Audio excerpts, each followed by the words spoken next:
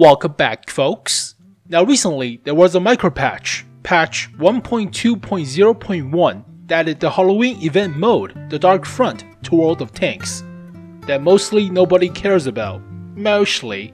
But that patch also added 2 new hidden vehicles into the game files, but these 2 tanks are not available to the public yet. So let's do what we usually do. Let's take a sneak peek. The first one is the return of the legendary T-50-2 with the HD remodel and all the good stuff.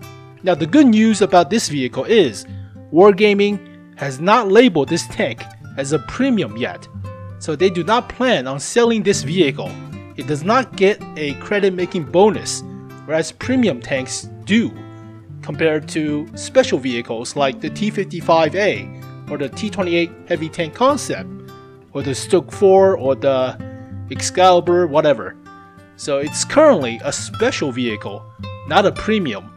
So my money is this vehicle is going to be one of the random prizes in the loot box thing for Christmas or for the holidays.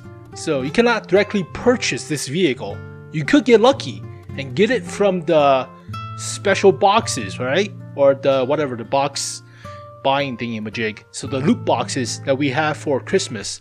And you can get this vehicle, so it's not exactly selling the tank, but it's like that, so you're playing lottery. Alright, but it does not get a credit making bonus, whereas premium tanks do. So for example, if you go to your tech tree, premium tanks like the Luva gets a credit making bonus, more credits for each battle. Whereas vehicles that are special like the T-55A, which is a reward tank, you do not get that credit making bonus. So like the T-55A, like all the comparison with the personal mission vehicles, this vehicle is like that, so it's a special tank. But my money is on the fact that you can only get it from the loot box during the holidays. Random reward. So, alright. But HD wise, it's pretty. I mean, it is the vehicle that you remember if you play before 8.7. Which is like 6 years ago. 6 years ago? 5 years ago or something. But I had it. It's pretty fast. It makes a meme out of circle strafing. So if you play against heavy tanks or tank destroyers, you wreck them with circle strafe. This vehicle does not lose that much speed in turning corners or just turning. So it does not bleed speed around corners. And circle strafing with this gun, with the 76 I believe, is monstrous. Now this vehicle does not have the Top Gun from the way back when. It gets the 57, but the 57 is not bad. So yeah, it is the good old T-50-2 with the PPSH machine gun, submachine guns. Nice. All the good stuff. I think it's the PPSH, right? Knowledge blank. You have a poop bucket. You have all the machine guns, toolboxes, fuel tanks. Good stuff. Let me do the zoom. That's much better. Yeah. The cinematic, the super good stuff. Yes. Cinematic, super good stuff. But it is a pretty tank because streamlined. Everybody loved the T-50-2 way back when. It makes a meme out of heavy tanks. It makes a meme out of tank destroyers.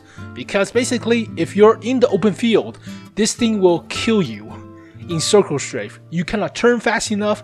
You cannot move your turret fast enough. And therefore, you're dead. Super good. But let's see about all the stats. I already covered all the initial stats with the twat weekend update video, but make sure to watch that for the initial stats. So they do keep all the buffs to the accuracy as well as the mobility.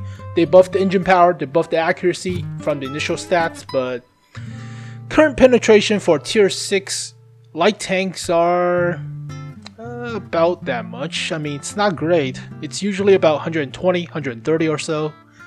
Low alpha, low DPM, whatever, 7 degrees of gun depression, fast turret traverse, relatively quick reload, but this DPM kinda sucks.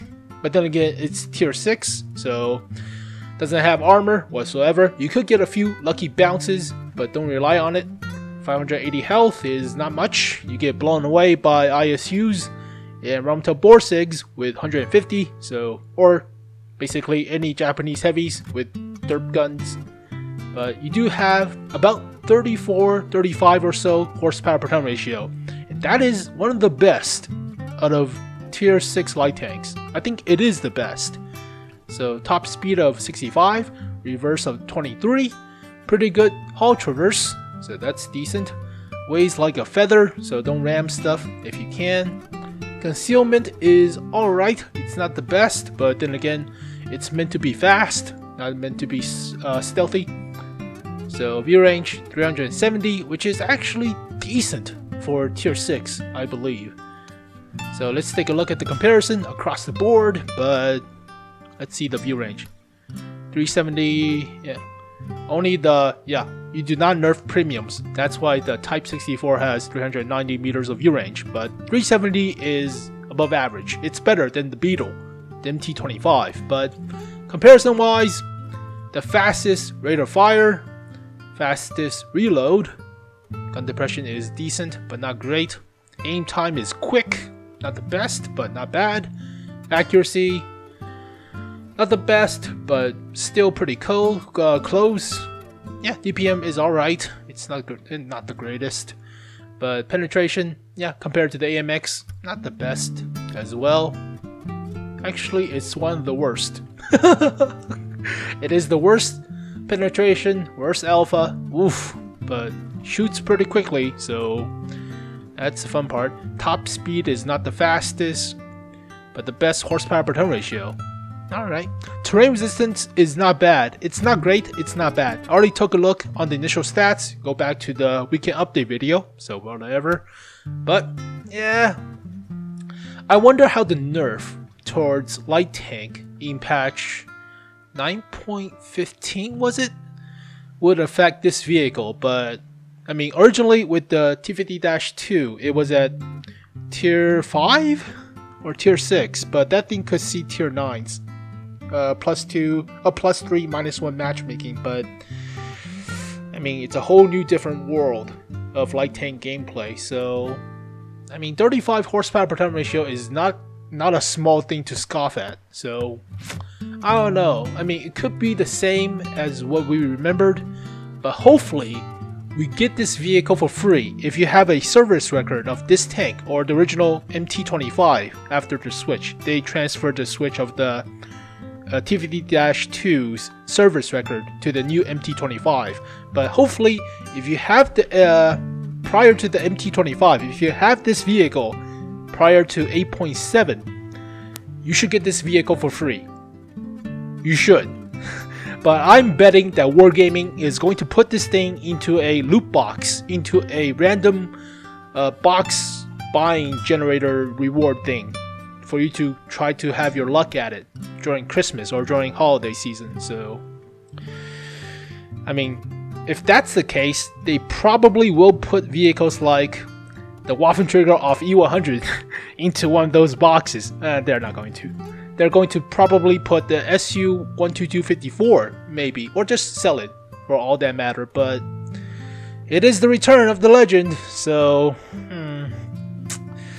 it's been a long time.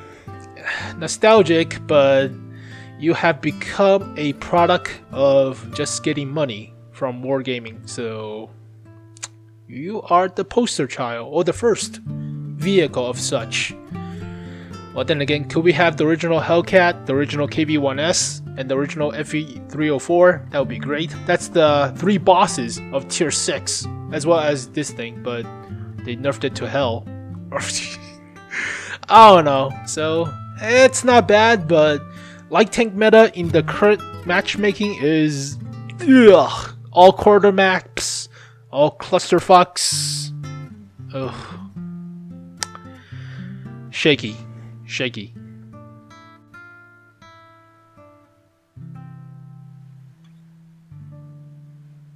And next, we have the light tank 432. It is not the object 432. The object 432 is the T-64. with 115mm large-ass smoothbore gun. And that is the precursor to the Object 434, which is the T-64A, which has a 125. And that is the precursor to the T-72. I think the designation is Object 172, but yeah, this is not a T-64 with a 115mm smoothbore gun. It is like that. It is like a Beetlejuice shrunken head version of that vehicle, metaphorically speaking. So it is a smaller turret on the Object 432's hull, and the Object 432 is based off of the Object 430, modified with better sloping, slightly more armor, here tweaks and there tweaks, but it is down the line from the Object 430, from the Object 430 into the Object 430U, and they developed the 432, that became the T-64, yada yada. So I'll talk about the history in another video, but this vehicle is basically the off-clam's Object 432, or Object 430, in a sense. So originally this vehicle had a 100mm, but that vehicle with that gun is too OP in my opinion, so they nerfed it. They chose the 85 for this small turret, so it's a Beetlejuice shrunken head curse on a Object 432. But visually it's not that bad. It is a light tank though, and light tanks with a medium tank chassis tend to be more of a medium tank than a light tank because you have a larger silhouette and people do like to shoot large ass targets, but you are faster than medium tanks. So be aware, but it is different than playing the ELC EVN 90mm because that thing is small and you could get away with cheeky spots. Whereas vehicles with medium tanks chassis, light tanks with medium tank chassis, have a rougher time with the active scouting like that. Reckless active scouting, quote unquote. But it's not a bad looking tank. It's a medium tank, Russian medium, with a light tank turret on top. So it's like a T-100 light tank, but it's a little bit bigger, slightly. So 85mm. It is a premium tier 8, so it does have the credit making stuff, as opposed to the T-50-2, which you just saw. So penetration wise, it's about average for tier 8 light tank, as opposed to the 220 that we saw for the 100mm. That would be great, but we don't have it. So DPM wise, pretty good, but then again, it's tier 8, so you do need to have something special. Pretty good accuracy, good aim time, gun depression as well, quick to turn. Reload is not that long, so decent. Put a gun rammer and all the stuff. Armor wise, surprisingly, you have a well sloped 70mm upper plate, and you might get away with cheeky bounces. You might. So I wouldn't put money on it, but it's not bad. 70mm well sloped is pretty decent. So I'll go check out the tanks.gg info if we have it, but I'll post the detail right now on the screen and tell you what I actually think afterwards. But 70mm for upper plate is pretty good. That sloping for a light tank, pretty good. 160 for the turret front, rounded, that's also pretty decent in my honest opinion. So armor wise for a light tank, it's not bad. So otherwise, you could get hit by artillery, and this is pretty flat towards the air above it, so 70mm is actually decent against the current artillery with penetration of about 50mm. So you won't get penetrated by super large high explosive rounds anymore. So yeah, shifted. Alright, artillery hits are not that bad, but it's way better than prior to the nerf. So alright, decent armor, decent. It's, well, you get hit in the engine deck, you still get penetrated, but whole different story. 30 horsepower per ton ratio, pretty decent. 70 kilometers per hour top speed, very good terrain resistance. I saw it with the initial stats reveal. Couple that with the terrain. Couple the terrain resistance with the turret traverse and the hull traverse. This thing could turn pretty quickly too. And top speed and reverse speed, it is pretty nimble. So for a light tank, yeah, it's concealment. Also not bad. So it's not 20 or so, but that is close. Alright. And view range is 380. 380 could be better, but it's certainly not the worst. I mean, it could be like 390, that would be great, but it could be like 370. Ugh. So you only have a crew of 3, and that is because it's based off of the Object 432's crew compartments and the layout. So with the Object 432, they shifted the fuel tanks, and they don't need a loader anymore. They switched the loading system in the turret for autoloader-esque of the shell loading. That goes towards the later vehicles, the modern day tanks, modern battle tanks like the T-52s and T-80s. So that's why you only have a crew of 3. So you cannot train your loader with safe stowage or other stuff. But I think it's pretty decent. So let's take a look. But yeah, I mean, would you buy this tank over the T-44 lightweight? That's a question. The T-44 lightweight is more of a medium than this thing, so we'll take a look at the comparison of the stats, but it's a Beetlejuice shrunken-headed Object 432, or Object 430 to a less extent, but it's still pretty, I mean, compared to vehicles like the Awful Panther. Yeah, sure. But here is the comparison. So compare with the T-44 lightweight that we already covered like a year ago. So the T-44 lightweight has more DPM, crappier accuracy, faster aim time, less gun depression but better elevation, better penetration as well.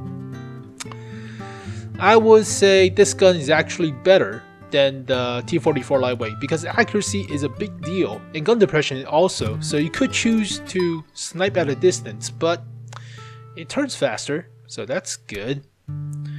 Same hit points. Better sloped 70mm than the less sloped 90mm. So I would believe this armor is actually better than the T-44 lightweight. Turret armor is also thicker, so that's good. 30 horsepower per turn ratio compared to 27. Top speed of 70 compared to 68. All good. Not as fast with the hull traverse. Alright. Better camo. Less view range. So view range wise, it's on the lower end of the stick, so that's not that great, but holy crap, why does the Awful Panther have 221mm of pen? Is that the Konish? That's a modified Konish, right? Let's take a look.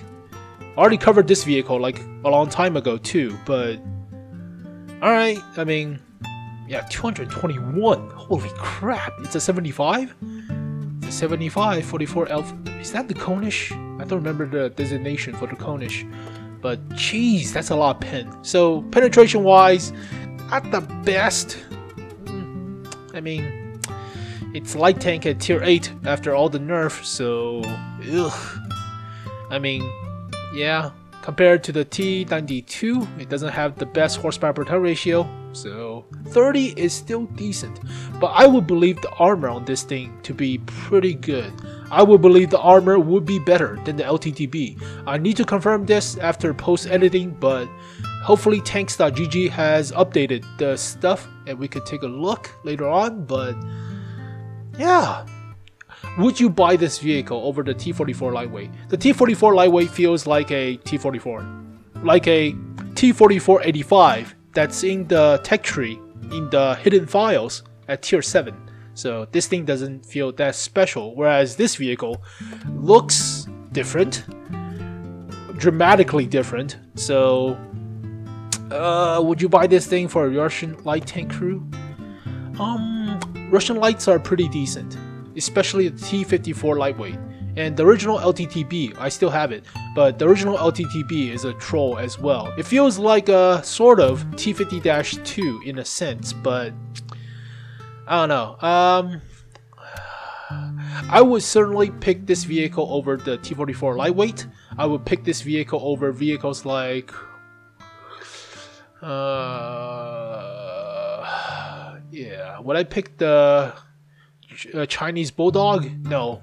You saw the Chinese Bulldog on the weekend update video.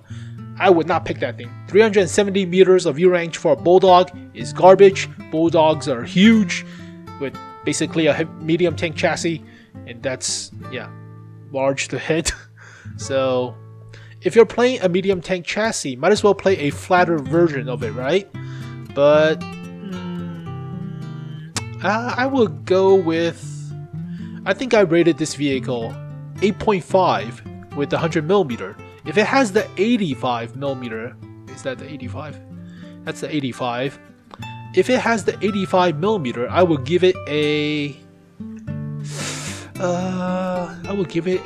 8.